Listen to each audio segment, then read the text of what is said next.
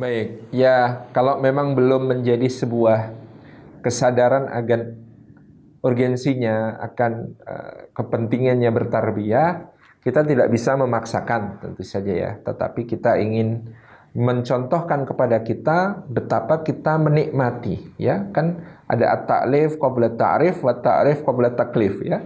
Kita mengikat hatinya terlebih dahulu sebelum mengenalkan, meskipun dulu sudah pernah kenal, mungkin yang dikenalnya tidak seperti yang kita rasakan. Maka kita bisa berbagi ya, bagaimana yang kita rasakan dalam tarbiyah kita, manfaat yang kemudian kita dapatkan ya dalam menjaga iman dan menjaga amal saleh kita di situ, karena ini bukan cuma soal ilmu. Tadi sepertinya yang bersangkutan memahami bahwa proses tarbiyah itu hanya soal transfer of knowledge.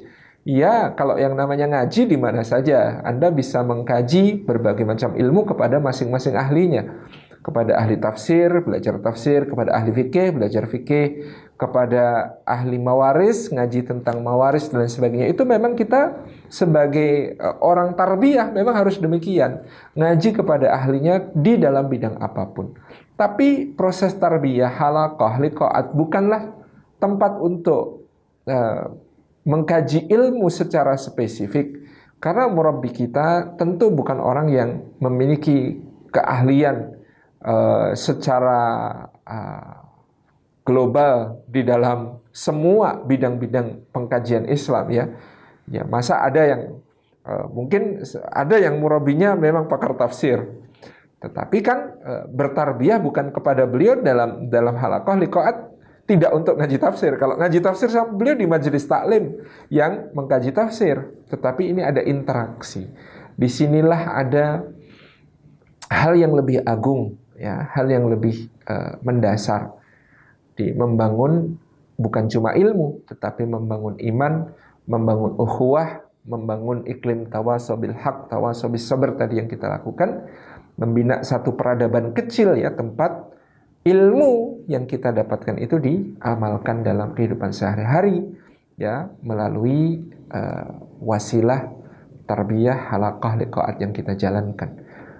Mengorganize sebuah komunitas kecil untuk melaksanakan perintah Allah, misalnya wal takum minkum ummatu yad'una ilal khair wa ya'muruna bil ma'ruf wa yanhauna 'anil munkar wa ulaika humul muflihun, untuk mencoba menjadi orang-orang beruntung dengan menjadi bagian dari yang mengajak kepada yang baik, yang memerintahkan yang ma'ruf, mencegah yang mungkar.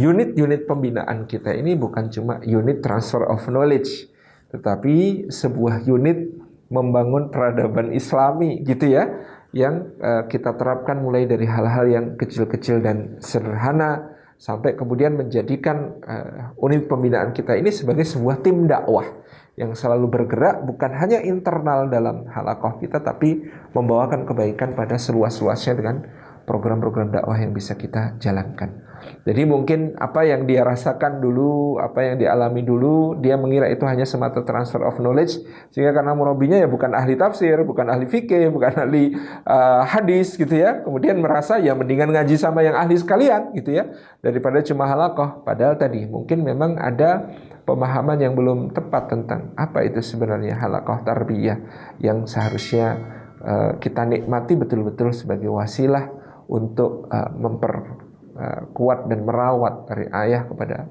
fitrah kita. Demikian Allah.